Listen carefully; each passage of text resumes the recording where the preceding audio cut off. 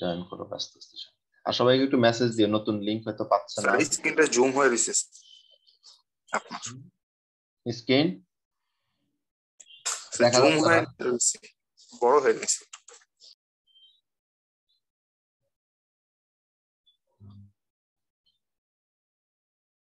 এখন দেখা যায়? জি স্যার দেখা যাচ্ছে। আচ্ছা ঠিক আছে, আমি প্রেজেন্টেশন মোডে দিতে পারছি না, তাহলে দিলে এরকম বাইরে চলে যাচ্ছে। ঠিক আছে, আমরা এই ক্লাসটা অলরেডি গত 2টা ক্লাস আমরা কমপ্লিট করে ফেলেছি। ক্লাস অবজেক্ট এবং সেই স্ট্যাটিক ভেরিয়েবলটা আমরা শিখছি, মেথড শিখছি, কনস্ট্রাক্টর শিখেছি। গত ক্লাসে মেথড ওভারলোডিং, কনস্ট্রাক্টর ওভারলোডিং এগুলো শিখেছি। এই সবগুলো যতগুলো আমরা শিখলাম 2টা ক্লাসে এর আগে, সেটা একটা সামারি ক্লাসটা মূলত আজকে আমরা একটু একটা এক্সাম্পল দিয়ে, একটা কোডিং দিয়ে আমরা সবগুলো একটু সিকোয়েন্সিয়াল আমরা একটু দেখবো যে what has been happened in these classes where we have used static variable in the situation if the variable's value is constant or static, then we can use it as a static variable. এটাও আমরা শিখেছি এবং কিছু কিছু ক্ষেত্রে instance variable আমরা ব্যবহার করেছি, সেটাও শিখেছি যে if the values of the variable is changing continuously depending on the instance or situation, then this type of variable is known as the static variable, not instance variable. তার মানে আমরা 2টা কন্ডিশনে কিন্তু আমরা দেখছি স্ট্যাটিক ভেরিয়েবল কোনটাকে বলবো, ইনস্ট্যান্স ভেরিয়েবল। আবার মেথড কেও আমরা দেখছি যে method has 3 parts. First part is return type, then method name, then last part is signing part. Return type may be integer, float, double, that means data type, or if the method does not return any value, then we can use void as a return type of the method, but method name will be user defined. তার মানে তুমি যে কোনো নাম মেথডে দিতে পারো, but valid name হতে হবে। আর signing part we have seen that signing part can be default or parameterized.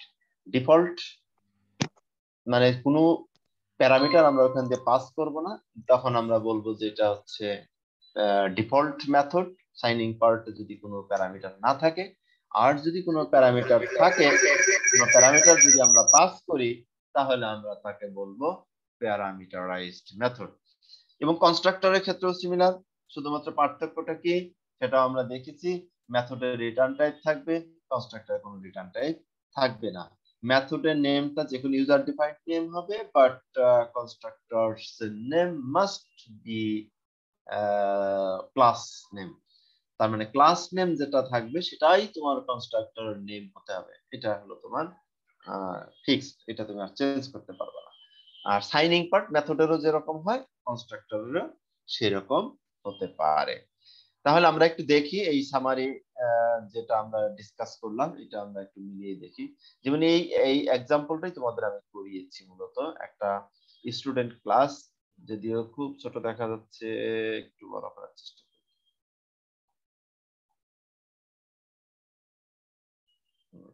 এখন মনে হয় একটু দেখা যায়, তাই না? দেখা যাচ্ছে কোডিংটা? খেয়াল করো তো। জি স্যার দেখা যাচ্ছে। দেখো এটা তোমাদের জানা কোডিং, আমরা অলরেডি করছি। এটা একটা স্টুডেন্ট ক্লাস আমরা ক্রিয়েট করেছি প্রথমে, স্টুডেন্ট ক্লাস, আর এটা হলো আমাদের মেইন ক্লাস। মেইন ক্লাসের মধ্যে আমরা একটা, দুইটা,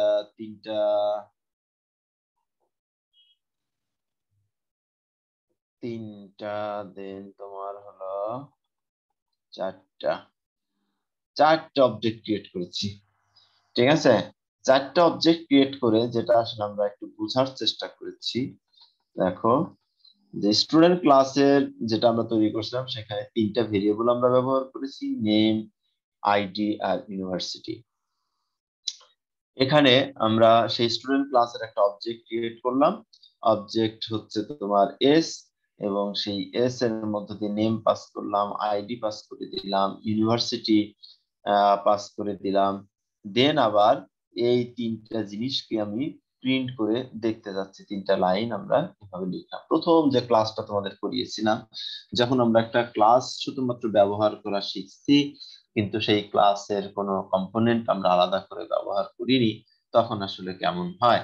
তাহলে আমরা এখানে দেখলাম যে একটু খেয়াল যদি করি, দেখো পরের স্লাইডে, তার মানে আমরা প্রত্যেকটা অবজেক্ট যখন ক্রিয়েট করছি, তাহলে প্রত্যেকবার আমাদের কি করতে হচ্ছে, ভ্যালু অ্যাসাইন করতে হচ্ছে, এবং এই তিনটা লাইন প্রিন্ট করার জন্য প্রত্যেকবার আমাদের এই তিনটা লাইন কিন্তু লিখতে হচ্ছে।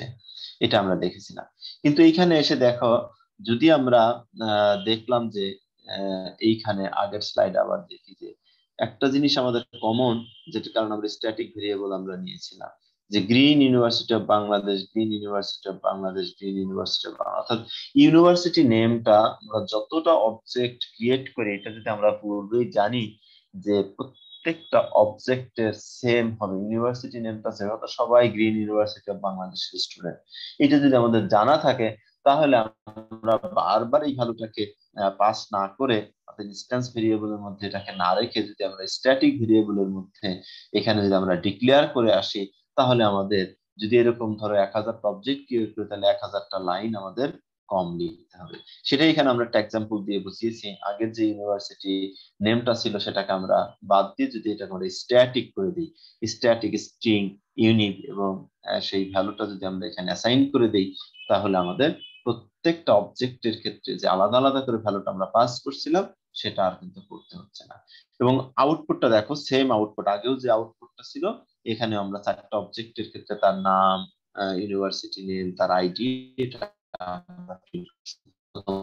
সেকেন্ড অবজেক্ট, থার্ড অবজেক্ট, এভাবে আমরা কিন্তু আলাদা আলাদা করে প্রিন্ট করে এখানে দেখিয়েছি। তাহলে এটা হলো স্ট্যাটিক ভেরিয়েবলের একটা আমরা দেখলাম। কিন্তু এখানে আমরা আর একটা জিনিস যেটা দেখতে চাচ্ছি, দেখো প্রত্যেকটা অবজেক্টের ক্ষেত্রে সেম তিনটা জিনিস আমরা প্রিন্ট করছি, নাম, আইডি, ইউনিভার্সিটি, এবং প্রত্যেকটা অবজেক্টের ক্ষেত্রে আমরা আলাদা আলাদা করে এখানে ব্যবহার করছি। তার মানে এই যে কমন যে সার্ভিস, কমন যে ফাংশনালিটিস বা কাজগুলো আছে, সেগুলোকেই আমরা বলছি ক্লাসের বৈশিষ্ট্য। মানে কি, ওখানে কি থাকবে, কমন প্রপার্টিস থাকবে এবং কমন সার্ভিস গুলো থাকবে।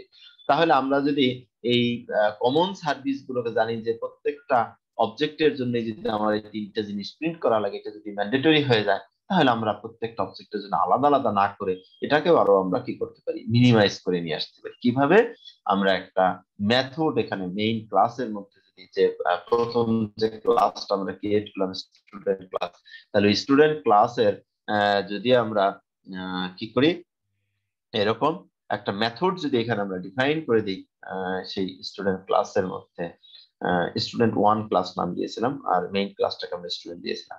তাহলে মেথডের মধ্যে দেখো যে তিনটা লাইন, নাম, আইডি, ইউনিট, এইখানেকার পার্থক্যটা হলো, তার মানে মেইন যে ভেরিয়েবল সেটা আমরা এখানে দিচ্ছি, আর অবজেক্টের মধ্যে দিয়ে যে ভ্যালুটা আমরা যে অবজেক্টের জন্য পাস করে দেব, সেটাই আসলে এখানে প্রিন্ট হবে যদি আমরা ওই মেথডটাকে কল করি। তার মানে নিচে আমাদের এরকম তিনটা করে লাইন ছিল, তিনটা লাইনের পরিবর্তে আমরা এখন শুধুমাত্র একটা মেথড কল করলেই হচ্ছে, এস ডট আউটপুট।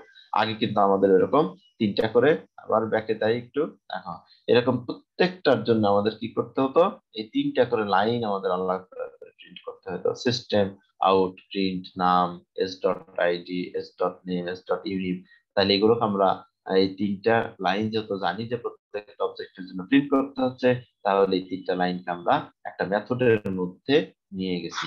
ঠিক আছে, এখানে তাহলে একটা মেথডের মধ্যে সেটাকে আমরা ডিফাইন করে দিলাম, এবং আর কিছুই করিনি। পরবর্তীতে এস ডট আউট, এখানে দেখো S dot out, S one dot out, এবং S two dot out, S three dot out. তার মানে আমরা শুধুমাত্র এই আউটপুট, এই মেথডটাকে আমরা কল করলাম, তাহলে ওই তিনটা লাইন অটোমেটিক। তাহলে এখান থেকে আমরা কতটা লাইন কমিয়ে ফেলছি, যদি এরকম ধরো 1000 লাইনের 1000টা অবজেক্ট যদি আমরা ক্রিয়েট করতে চাই, ইউনিভার্সিটিতে এখন 2500 স্টুডেন্ট আছে, তোমার ধরো 6000 স্টুডেন্ট আছে, তাহলে 6000 লাইনের জন্য তোমার কত লিখবার এরকম আউটপুট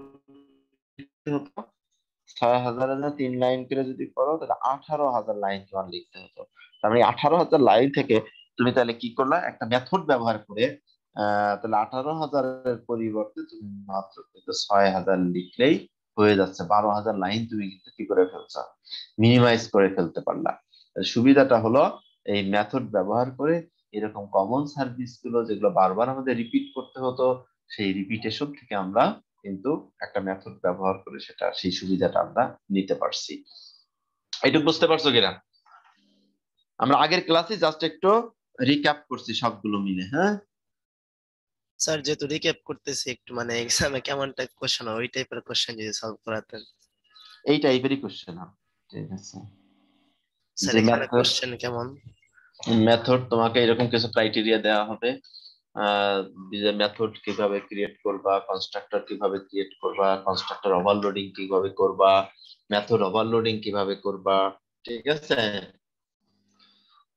এরকম তোমাকে কিছু ডেসক্রিপশন দেওয়া থাকবে। ধর স্টুডেন্ট ক্লাসের 3টা বৈশিষ্ট্য বললাম, মেথডের 3টা বৈশিষ্ট্য বলে দিলাম, যেমন একটা ডিফল্ট মেথড, একটা প্যারামিটারাইজড মেথড, একটা যদি বলি তোমার ভ্যালু পাস করা, একটা যদি বলি অবজেক্ট পাস করা, এরকম বিভিন্ন ক্রাইটেরিয়া দেওয়া থাকবে। তোমার একটা ক্লাস সেটা ক্রিয়েট করলা, আবার ধরো এরকম এই কোডটাই দিয়ে দিলাম। ঠিক আছে, কোড দিয়ে ধরো এখানে একটা অবজেক্ট ক্রিয়েট করছি না, অবজেক্ট ক্রিয়েট করার এখানে সিনট্যাক্সটা কি করে দিলাম, ভুল করে দিলাম। ঠিক আছে, ধর এই সিনট্যাক্সটা তোমার এখানে ভুল লিখে দিলাম একটু। ঠিক আছে, ধরো এখানে স্টুডেন্ট যে ওয়ান, ধরো ক্লাস নেমটা এখানে দিলাম না, কথার কথা। এইভাবে object S equal to new student one, তাহলে এখানে তোমাকে আইডেন্টিফাই করতে হবে যে অবজেক্ট ক্রিয়েট করার যে রুলস, আমরা এখানে একটা ক্লাস নেম হবে, তাই না? ক্লাস নেম যদি না দেই তাহলে এটা হয় কিনা, তাহলে কোন জায়গায় ইউর সেটাকে খুঁজে বের করা। দেওয়ার পরে ধরো এইটা দিলাম আমরা, এটা এস ডট নেম না দিয়ে শুধু নেম দিয়ে দিলাম। ঠিক আছে, ইকুয়াল টু এটা পাঠাই দিলাম, ধরো একটু দিলাম না, তাহলে এটা ঠিক হলো কিনা। ঠিক আছে, দেন তোমার ধরো এই যে মেথডে যেটা আমরা কল করলাম, এখানে এস ডট মেথডটা দিলাম না, শুধু আউটপুট দিলাম, কল করলাম, সেটা তোমার আসতে পারে। আবার ধরো স্যার এখানে এগুলো কি এমসিকিউ টাইপের আসবে স্যার এইভাবে? এমসিকিউ না, এমসিকিউ না, তোমার এই কোডটাই দেয়া হলো ভুল কোড, তুমি ধরো এটাকে কি করো, কারেকশন করো। ঠিক আছে, সিটি টু না দাও, সিটি টুটা দিলে আরেকটা আইডিয়া আসবে। ওকে, জি স্যার। কোশ্চেনের ফরম্যাট তোমরা বোঝার জন্য সিটি দিতে হবে। ঠিক আছে, সিটি দিলে বুঝতে পারবা, কিছুটা আইডিয়া আসবে। স্যার ডিরেক্ট কোড আসলে যেমন কালকে স্যার আমরা সিটিতে যেটা দিলাম আর কি, এটা তো প্রথম প্রথম ইয়া যেহেতু প্রথম সিটি, এই জন্য ডিরেক্ট কোড দিয়েছি। ঠিক আছে, সহজ। এই মিড টার্মে কিন্তু ডিরেক্ট কোড খুব কম আসবে, অ্যানালাইটিক্যাল কোড বেশি আসবে। বুঝতে পারছো? সিটি ওয়ান যাতে তোমরা সবাই পারো এই জন্য ডিরেক্ট কোড দেওয়া হয়েছে। আহ, হলো সিটি টু তে যাওয়া হলো যখন, তখন ডিরেক্ট কোড ওইভাবে দেওয়া, কোডই লিখতে হবে বাট তোমাকে ব্রেক ডাউন করে দেওয়া হবে ভেঙে ভেঙে একটা পার্ট। টোটাল মিলে হয়তো একটা প্রোগ্রাম, কিন্তু অ্যানালাইটিক্যাল ওইখানে অনেকগুলো কন্ডিশন থাকবে, প্রত্যেকটা কন্ডিশনের জন্য আলাদা আলাদা মার্কস থাকবে। বুঝতে পারছো? জি স্যার। একটা হয়তো 8 মার্কের একটা কোডিং লিখতে দিলাম, 8 মার্কের ভিতর 1 মার্ক 2 মার্ক এরকম ব্রেক ডাউন করা থাকবে, একটা করে পার্ট লিখতে, ধরো একটা ক্লাস ক্রিয়েট করলাম, তার জন্য 1 মার্ক। ক্লাসের মধ্যে একটা মেথড যদি কারেক্টলি তুমি ক্রিয়েট করতে পারো, একটা কন্ডিশন দেবো, এই নামে মেথড হতে হবে, এই নামে কনস্ট্রাক্টর হতে হবে, তাহলে কনস্ট্রাক্টর তুমি যদি ক্রিয়েট করতে, তার জন্য আর 1 মার্ক পেলাম। যদি বলি যে এই কনস্ট্রাক্টরটা 3টা টাইপের হবে, ডিফল্ট কনস্ট্রাক্টর হবে, একটা দিয়ে একটা প্যারামিটার যাবে, একটা দিয়ে একটা অবজেক্ট পাস হবে, তাহলে ধরো 3টা ক্রাইটেরিয়ায় তুমি 3 দুগুণে 6 মার্কস পেয়ে গেলা। এই টাইপের আলাদা আলাদা, অর্থাৎ কোড একটাই, আউটপুট ফাইনালি এরকমই একটা আসবে। কিন্তু এখানে দেখো অনেকগুলো কাজ করছি না। ঠিক আছে, এক একটা কাজের জন্য একটা মেথড ক্রিয়েট করছি, এইটুকের জন্য 1 মার্কস। তুমি যে এখানে ভেরিয়েবল গুলো নিচে যদি আমি বলি একটা ভেরিয়েবল তুমি স্ট্যাটিক করে দাও, এই ভেরিয়েবলটাকে, এটা যদি করতে পারো তার জন্য হয়তো 1 মার্ক থাকলো। এরকম টোটাল কোড হয়তো রান করলে ইরর আসতে পারে, বাট একটা পার্ট তুমি করছো বা 2টা পার্ট করছো, তার জন্য তুমি মার্কস পেয়ে যাবে।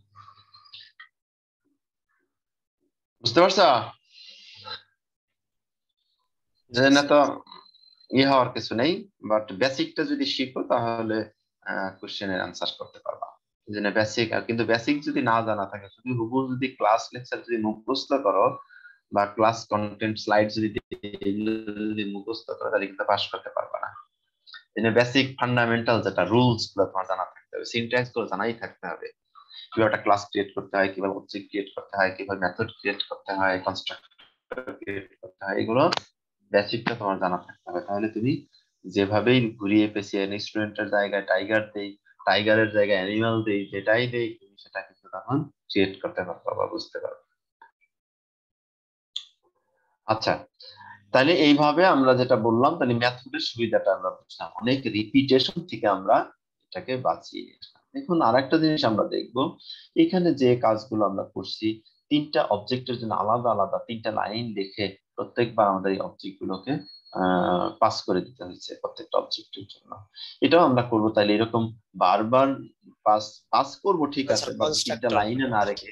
হ্যাঁ, এটা কনস্ট্রাক্টরের মধ্যে হতে পারে, মেথড দিয়েও হতে পারে, যদি আমরা প্যারামিটারাইজড মেথড করি, একটা মেথড কল করে মেথডের মধ্যে আমরা পাস করে দিলাম, সেটাও হতে পারে। তাহলে আমরা এইখানেও যদি দেখি যে এরকম তিনটা কাজ থাকবে প্রত্যেকটা অবজেক্টের জন্যই করতে হচ্ছে, তার মানে অবজেক্টের জন্য যে কাজগুলো কমন সবার জন্য করতে হয়, তাহলে ওই কাজগুলোকে আমরা বলছি একটা মেথডের মধ্যে বা একটা কনস্ট্রাক্টরের মধ্যে কমন জায়গায় নিয়ে দেব, তার যে ক্লাস, সেই ক্লাসের মধ্যে। এখানে আমরা করছি যাহলে একটা কনস্ট্রাক্টর এখানে ক্রিয়েট করছি, কনস্ট্রাক্টর ক্রিয়েট করে সেই কনস্ট্রাক্টরের মধ্যে আমরা দুইটা ভ্যালু, যেটা একটা ভ্যালু আমাদের স্ট্যাটিক আছে, বাকি দুইটা ভ্যালু আমরা এইভাবে পাস করে দিয়েছি। এটা আমরা ক্লাসে শিখেছি। তাহলে এটার দিয়ে সুবিধাটা কি হলো, আরো যে দুইটা নিচে লাইন ছিল সেই দুইটা লাইনকেও আমরা কমাই না। এরকম যদি ধরো ৬,০০০ স্টুডেন্টের জন্য আমরা যদি করি গ্রিন ইউনিভার্সিটি, তাহলে এখান থেকেও তুমি আরো ১২,০০০ লাইন কিন্তু এরকম রিডিউস করে, কারণ কনস্ট্রাক্টর আমরা ক্রিয়েট করছি, এই কনস্ট্রাক্টরের সাথে শুধুমাত্র আমরা ভ্যালু গুলো পাস করে দিচ্ছি। তাহলে আমার extra S dot name, S dot ID এটা লিখে তোমাকে আলাদা আলাদা করে পাস করতে হতো না, হচ্ছে না।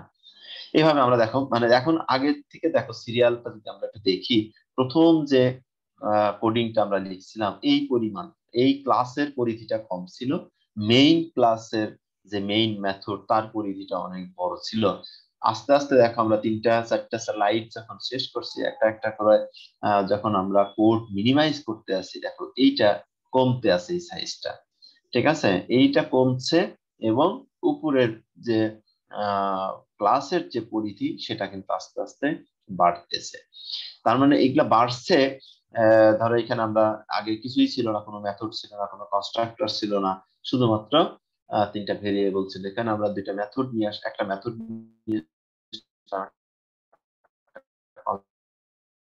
কনস্ট্রাক্টর নিয়ে আসলাম, এগুলো ছিল সেগুলোকে আমরা কি করে ফেললাম, মিনিমাইজ করে ফেললাম।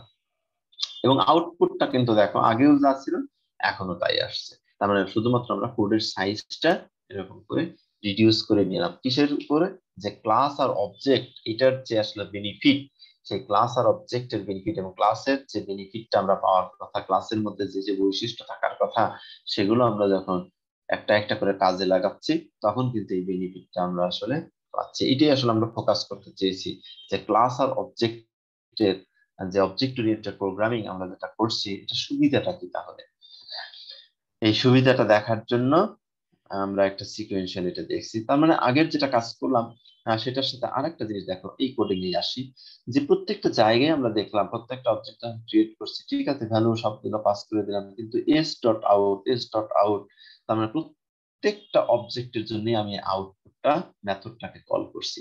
তাহলে এই মেথডটাকে আলাদা করে কল না করে, এই মেথড যেহেতু কনস্ট্রাক্টর আমাদের কল হচ্ছে অটোমেটিক্যালি একটা অবজেক্ট ক্রিয়েট করার সাথে সাথেই, তার মানে এই মেথডটাকে আমরা যদি কি করি, এই কনস্ট্রাক্টরের মধ্যে যদি কল করে দিই, তাহলে আলাদা করে প্রত্যেকটা অবজেক্টের জন্য আমাদের ৬,০০০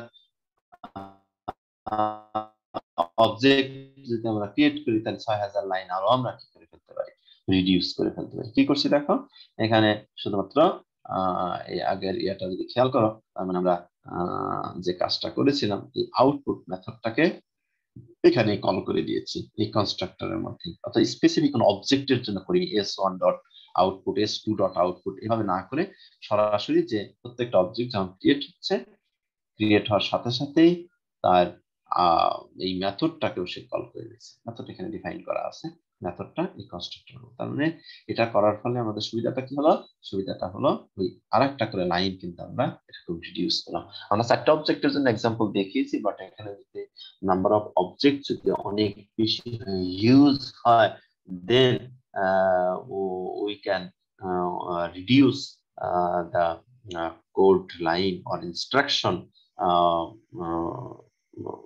in this way, so that we can make the solution more faster.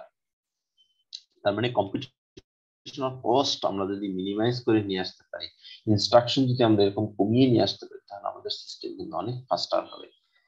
এটাই হলো অবজেক্ট ওরিয়েন্টেড প্রোগ্রামিং এর। এভাবে যদি আমি নেচারটাকে ধরে ধরে ধরে ধরে যদি আমি কাজে লাগাতে পারি, তাহলে ফাইনালি এটা হবে। দেখুন এখানে আরো একটু এক্সাম্পল দিয়েছি, দেখো উপরের যেটা আলাদা করে আর অবজেক্ট আর ক্রিয়েট করিনি, দেখছো S1 S2 S3, কারণ ওই রেফারেন্স গুলো আমার আর লাগছে না, সরাসরি নিউ স্টুডেন্ট দিয়ে মানে মেমোরিতে সরাসরি ভ্যালু পাঠিয়ে দিচ্ছি এবং কনস্ট্রাক্টরকে কল করে দিচ্ছি। মানে S1 তো আমি আর যেহেতু মেথড আমি ব্যবহার করছি না, যে কারণে আমি আর ওটাকে কাজেও লাগাচ্ছি না। বুঝতে পারছো? মানে বিষয়টা এরকম। এখানে এই যে এসটা আমার এখানে কাজে লাগলাম, একটা ভেরিয়েবল ডিক্লেয়ার করে নিতে হতো, অবজেক্ট টাইপ মানে ক্লাস টাইপের একটা ভেরিয়েবল ক্রিয়েট করে, মানে একটা ভেরিয়েবল ক্রিয়েট করে মানে অবজেক্ট ক্রিয়েট করে নিয়ে তারপর আমাকে মেথডটাকে কল করতে। যেহেতু আমি পরের বার দেখছি মেথডটাকে আর কল করার দরকার নেই, তাই না, আমার এই পার্ট আর দরকার নেই, সরাসরি আমি মেমোরি অ্যালোকেশন চলে গেছি। যেটা দেখাচ্ছে এইখানে দেখো, এইখানে তাহলে স্টুডেন্ট 1 এস এইটুকু আর আমার দরকার, কারণ এই এসটাকে আর ইউজ করছি না আমরা পরবর্তীতে, এই জন্য দরকার। কিন্তু এটা তৈরি করে রাখা ভালো, তৈরি করে রাখলে পরে সুবিধাটা হবে যেটা তোমার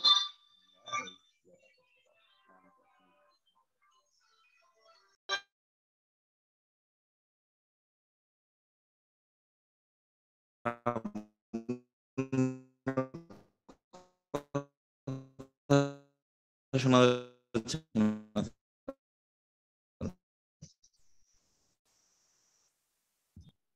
হ্যাঁ আমি স্যার আবার শুরু করছি। হ্যাঁ মাঝখানে আমার একটা ফোন আসছিল। আচ্ছা যাই হোক, যেটা তাহলে আমরা বুঝলাম, তাহলে অবজেক্ট যেহেতু আমরা এখানে কাজে লাগাচ্ছি না, এই জন্য আমরা অবজেক্টটা রাখিনি, বাট সরাসরি একটা কনস্ট্রাক্টরকে ইউজ করে আমরা কাজটা কিন্তু করে ফেলছি।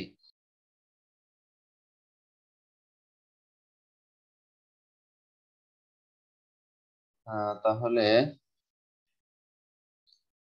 আবার একটু দেখি যে অবজেক্ট এখানে আমরা আসলে রাখি সরাসরি কনস্ট্রাক্টর ব্যবহার করে আমরা কাজটা, কারণ অবজেক্টের আমাদের আসলে পরবর্তীতে দরকার হয়নি কোনো আলাদা করে ওই যে মেথড বা অন্য কিছু যে কল করবো সেটা দরকার হয়নি। এখানে কিন্তু অবজেক্ট ক্রিয়েট হয়েছে প্রত্যেকটা স্টুডেন্ট 1 এর জন্য আলাদা আলাদা যখন ভ্যালু দিচ্ছি, আমরা মেমোরিতে সরাসরি ভ্যালু নিয়ে নিচ্ছি, কিন্তু ওই রেফারেন্সটা আমাদের আর কি করতে হয়নি, কাজে লাগানোর দরকার হয়নি বলে আমরা ওই ভেরিয়েবলটাকে আর রাখিনি। এটা তবে এটা যে আমরা করতে পারি শুধুমাত্র যদি কনস্ট্রাক্টরের মধ্যে দিয়ে এইভাবে কাজ করি তখন, কিন্তু অন্য কোনো কিছু যখন আমাদের রেফারেন্স হিসাবে কাজে লাগাতে হয় তখন কিন্তু অবজেক্টটা লাগবে। এই জন্য এটা আমাদের শর্টকাট পদ্ধতি দেখলেও এটাকে আসলে আমরা পরিহার করব, পদ্ধতিটা আমরা ব্যবহার করব না, এটাকেই আমরা কাজে লাগাবো আগে যেটা দেখলাম। ঠিক আছে, এটাই স্যার আসলে ওই স্ট্যান্ডার্ড। পদ্ধতিতে তো স্যার আমাদের ফিক্স মানে মানে কি বলে সংরক্ষিত থাকতেছে না হ্যাঁ হ্যাঁ হ্যাঁ, ইনফরমেশন গুলো। ইনফরমেশন সংরক্ষিত থাকছে না, ঠিক বলছো, আইডেন্টিটিটা আমরা পাচ্ছি না ঠিক মতো, এটা কোন অবজেক্টের কোনটা।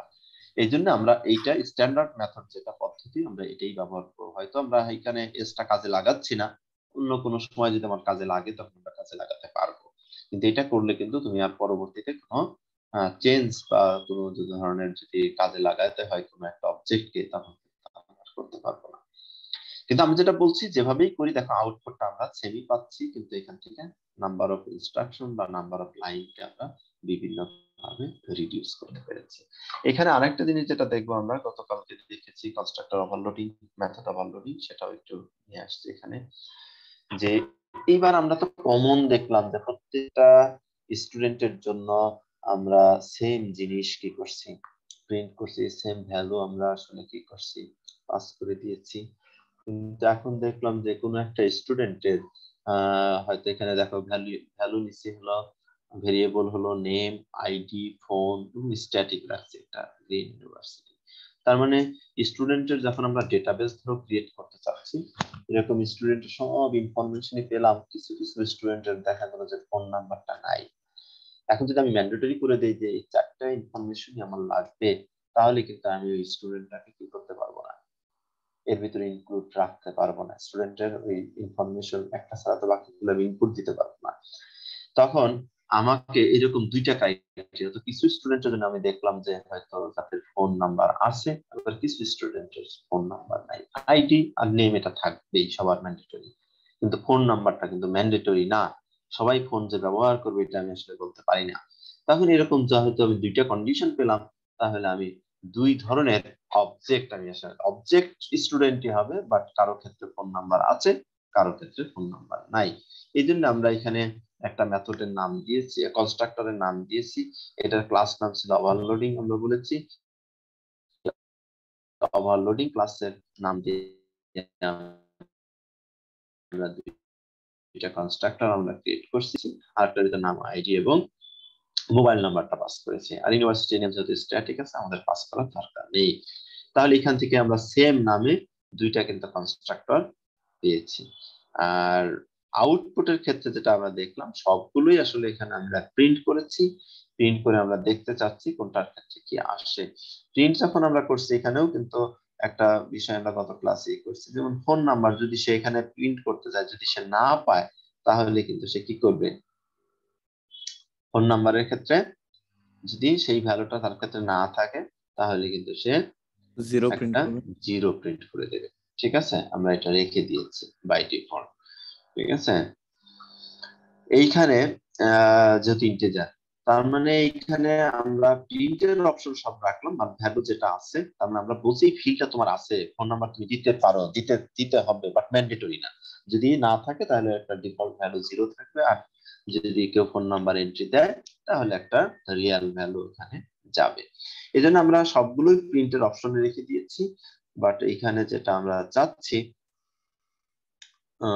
চাচ্ছি হলো কোনটা? ওভারলোডিং করতে, তাই তো? তাহলে আগের যেটা ছিল ওইটি আমরা যদি করি, তাহলে ওভারলোডিং একটা আমরা অবজেক্ট, প্রথম অবজেক্ট যদি আমরা বলি, এখানে দুইটা ভ্যালু পাস করছি, তাহলে এই যে ওভারলোডিং নামে যে কনস্ট্রাক্টর, সে কনস্ট্রাক্টর সে খুঁজবে, তাহলে দুইটা ভ্যালু যেখানে দিয়ে যাচ্ছে সেটার সাথে ম্যাচ করবে। এখানে নেম আর এখানে আইডির যাচ্ছে। তা নেম আর আইডির ক্ষেত্রে তাহলে এখানে এটা স্ট্রিং টাইপের এবং ইন্টিজার, তার মানে নাম্বার অফ প্যারামিটার সেটাও সে ম্যাচ করবে, প্লাস হচ্ছে ওই প্যারামিটার যে টাইপ সেটাও তাকে কিন্তু কি করতে হবে? ম্যাচ করতে হবে। যদি এই দুইটা ম্যাচ করে, দেন কিন্তু সে কি করবে? এখানে তাই আমরা দেখলাম, এখানে নাম, এখানে আইডি, এই দুইটা কি করা হয়েছে? পাস করা হয়েছে। পাস করার পরে কিন্তু সে একটা সিদ্ধান্ত নিচ্ছে, আদারওয়াইজ সে কিন্তু সিদ্ধান্ত নিতে পারবে না। এখানে আবার যদি দেখি ওভারলোডিং আর একটা কনস্ট্রাক্টরের ক্ষেত্রে এখানে তিনটা ভ্যালু পাস করে, তাহলে এখানে সে খুঁজবে, তার জন্য ওভারলোডিং দুটোই তার উপর, বাট সে ম্যাচ করবে কোনটা? তার সাইনিং পার্ট দেখে। এখানে যে সে দেখবে যে এখানে দুইটা, সেটা ম্যাচ করেনি, এখানে তিনটা প্যারামিটার পাস হচ্ছে, এবং সাইন গুলো সেটা কি আছে? সেম, স্ট্রিং টাইপের ডেটা, ইন্টিজার টাইপের ডেটা, ইন্টিজার টাইপের ডেটা। এখানেও সে পাচ্ছে স্ট্রিং টাইপের ডেটা, ইন্টিজার টাইপের ডেটা, ইন্টিজার টাইপের ডেটা। ঠিক আছে, এখানে আমরা দেখো একটু ক্যাপাসিটি করে একটা ফোন নাম্বারের ক্ষেত্রে একটা জিরো ডিফল্ট প্রিন্ট করে রাখছি। কারণ কি বলতো? স্যার সব নাম্বার আগে তো জিরোই থাকে। হ্যাঁ, তার মানে যদি ইন্টিজার টাইপের আমরা ডেটা নেই, এটা প্রথমে জিরো দিলে ওটাকে কাউন্ট করে না। বুঝতে পারছো? এটা দেখতে সুন্দর দেখার জন্য আমরা মোবাইল নাম্বারটাকে যেহেতু জিরো দিয়ে শুরু হয়, এই জন্য একটা জিরো আগে আমরা কি করে নিছি? স্ট্রিং হিসেবে নিয়ে নিছি। বুঝতে পারছো? এই জায়গায় এই জিরোটা স্ট্রিং কিন্তু আসলে স্যার, স্ট্রিং। পুরোটা স্ট্রিং হিসেবে নিয়ে নিলে তো হয় স্যার। তা হয়, কিন্তু আমরা স্ট্রিং না নিয়ে ইন্টিজার নিছি যেটা। ঠিক আছে, মানে এটাও একটু দেখানোর জন্যই মূলত নিচ্ছি। তার মানে এটা কিন্তু দেখো, যদি এটা কাউন্ট করে, কাউন্ট করার ক্ষেত্রে দেখা যাচ্ছে 0 1, বাট এই জিরো, প্রথম যে জিরো, এটা কিন্তু একটা স্ট্রিং ভ্যালু, আর বাকিটা হচ্ছে কি তোমার? Integer value. ঠিক আছে, এখন এই ভ্যালু দিয়ে তুমি যে যোগ বিয়োগ করতে চাও, তাহলে কিন্তু করতে পারবা না, কারণ দুইটা ভ্যালু এখানে কিন্তু দেখাচ্ছে, দুইটা ভ্যালু একসাথে কনকাটেনেট করছি। এটার সাথে দেখো যে প্রিন্ট, এনার লাইন দেইনি। ঠিক আছে, প্রিন্ট শুধু, তার মানে এটার সাথে এই লাইনটার পরবর্তীতে হুবহু কিন্তু মার্জ হয়ে গেছে। ঠিক আছে, এখানে আবার কনফিউজ ছিল না, এই জন্য আমি ভেঙে এটা বলছি। খেয়াল করছো? জি স্যার, স্যার এটা জাস্ট প্রিন্ট দিয়া স্যার আমরা জিরো নিছি। হ্যাঁ হ্যাঁ, প্রিন্ট দিয়ে জিরো নিচ্ছি, এটা একটু জাস্ট ক্লিয়ার করার জন্য তাও একটু দেখাইলাম। এই যে দেখা, এইটার সাথে, এবং এখানে দেখো প্রিন্ট লাইন দেইনি, শুধু প্রিন্ট। তার মানে এটা প্রিন্ট করে কোনো লাইন প্রিন্ট হবে না, নিউ লাইনে যাবে না, সরাসরি এই লাইনটার যে ভ্যালুটা পাবে এটা আবার ইন্টিজার টাইপ। তার মানে স্যার এখানে এখানে যেগুলো আমরা কনসেপ্ট করে দিলে হতো না স্যার? হ্যাঁ সেটাও হতো, সেটাও করা যেত, কোনো সমস্যা ছিল না। ঠিক আছে, মানে দুইটা পদ্ধতিই করা যায়। তুমি যদি এইভাবে প্রপার দাও তাহলে প্রিন্ট লাইন না দিয়ে শুধু শুধু প্রিন্ট দিবা, ঠিক আছে, তাহলে পরেরটা অটোমেটিক্যালি তার সাথে কি হবে, কনকাটেনেট হয়ে যাবে। আর যদি একটার সাথে এখানে প্লাস দিয়ে এটা দিয়ে দাও, ফোন দিলেও হয়ে যেত। ঠিক আছে, জি স্যার। হ্যাঁ এখানে যদি আমরা প্লাস ব্যবহার করে সরাসরি এটা দিয়ে দিতাম তাও হয়ে যেত, তাহলে এটা লিখতে হবে না। জাস্ট এটাও একটু বিভিন্ন ভাবে আমরা এই প্রিন্ট মেথডটাকে আমরা কি করতে পারি, কাজে লাগাতে পারি, সেটাও কিন্তু আমরা এখানে দেখলাম। তার মানে এইভাবে আমরা একটা কনস্ট্রাক্টর ওভারলোডিং কিভাবে করতে হয় সেটাও দেখলাম। সিমিলার ওয়েতে যদি আমাদের মেথড ওভারলোডিং করতে হয় সেটাও কিন্তু আমরা শিখে আসছি একই ওয়েতে, শুধুমাত্র কনস্ট্রাক্টর আর মেথডের যে পার্থক্য থাকবে এখানেও সেই পার্থক্যটুকুই থাকবে। এই ছিল আমাদের আজকের মূলত টপিক। তার মানে আমরা বেসিকটা যেটা শিখলাম, ক্লাস কিভাবে তৈরি করতে হয়, ক্লাসের ভিতরে বিভিন্ন অবজেক্ট ক্রিয়েট করার জন্য ওই ক্লাসের আন্ডারে বিভিন্ন অবজেক্ট কিভাবে আমরা ক্রিয়েট করতে পারি, এবং সেই অবজেক্টকে ব্যবহার করে ওই ক্লাসের প্রপার্টিস গুলোকে, যে বিভিন্ন ধরনের মেথড আছে, যে কনস্ট্রাক্টর আছে, সেগুলোকে আমরা কিভাবে ব্যবহার করতে পারি, সেগুলোকে কাজে লাগিয়ে কিভাবে আমরা এই রিপিটেশন বা অনেক বড় একটা কোডটাকে মিনিমাইজ করে নিয়ে আসতে পারি, রিডিউস সাইজে নিয়ে আসতে পারি, সেটাই মূলত আসলে আমাদের ইচ্ছে। এবং সেখানে কনস্ট্রাক্টর ওভারলোডিং আমরা কিভাবে করতে পারি, মেথড ওভারলোডিং কিভাবে করতে পারি, ভেরিয়েবলের যে বিভিন্ন টাইপ আছে, স্ট্যাটিক, ইনস্ট্যান্স ভেরিয়েবল, সেগুলোর বৈশিষ্ট্যকে আমরা কিভাবে কাজে লাগাতে পারি, এই ছিল মোটামুটি আমাদের বেসিক যে অবজেক্ট ওরিয়েন্টেড প্রোগ্রামিং এর যে ফান্ডামেন্টালস। এগুলো আমাদের যত আমরা পরবর্তীতে যেগুলো দেখবো ক্লাস থেকে, যেমন ইনহেরিটেন্স পরের ক্লাসে আমরা দেখবো, এটা অবজেক্ট ওরিয়েন্টেড প্রোগ্রামিং এর আরেকটা ফিচার, অ্যাডভান্স ফিচার। আমরা এর পরবর্তীতে দেখবো তোমার অ্যাবস্ট্রাক্ট ক্লাস, ইন্টারফেস দেখবো, এটা তোমার অবজেক্ট ওরিয়েন্টেড প্রোগ্রামিং এর একটা ফিচার। এরপরে আমরা দেখবো এক্সেপশন হ্যান্ডলিং, সেটা আরো advance feature, multi threading advance feature. But যেখানে যে ফিচারই আমরা দেখি, এটা আরো কাজটাকে আরো সহজ করার জন্য, অবজেক্ট ওরিয়েন্টেড এর যে নেচার, অবজেক্টের যে নেচার, সেটাকে কাজে লাগানোর জন্য আমরা এগুলো করবো। বাট তোমাকে কি করতে হবে, প্রতি মুহূর্তে তোমাকে এই যে যে জিনিসগুলো শিখলাম ফান্ডামেন্টাল, সব জায়গায় আসলে এটা তোমার অ্যাপ্লিকেশন করতে হবে।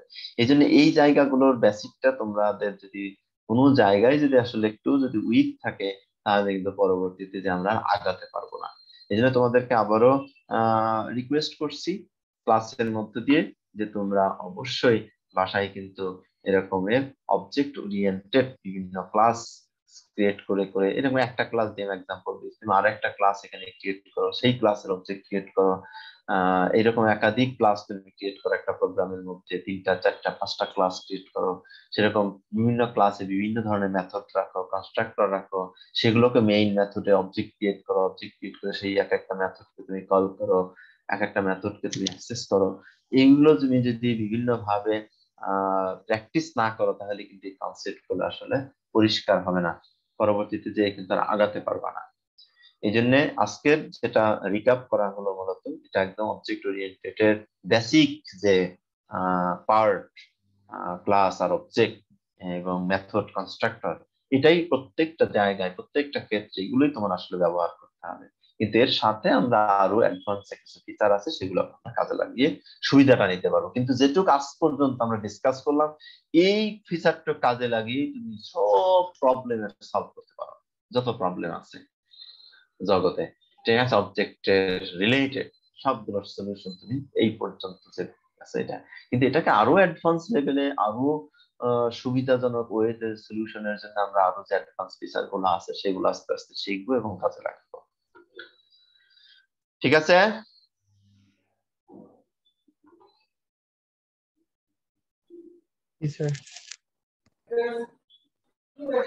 স্যার স্যার এখানে ফোন নাম্বারে 00 আসলো কেন স্যার?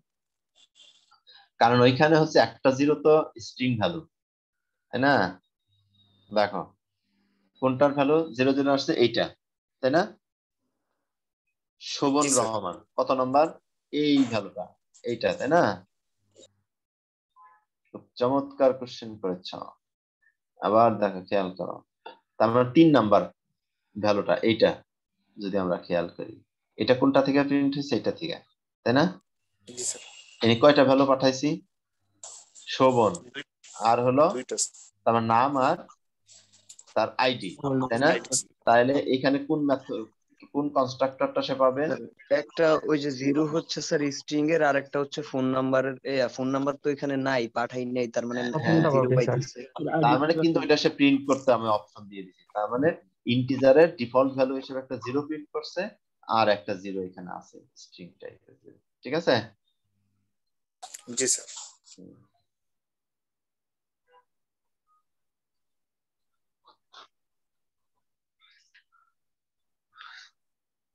এই তো, তাহলে আজকে পর্যন্তই। হুম,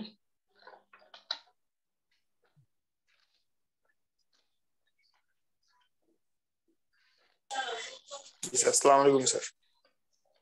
ওয়ালাইকুম আসসালাম। আগে যেও না, অ্যাটেন্ডেন্স দিও। হ্যাঁ।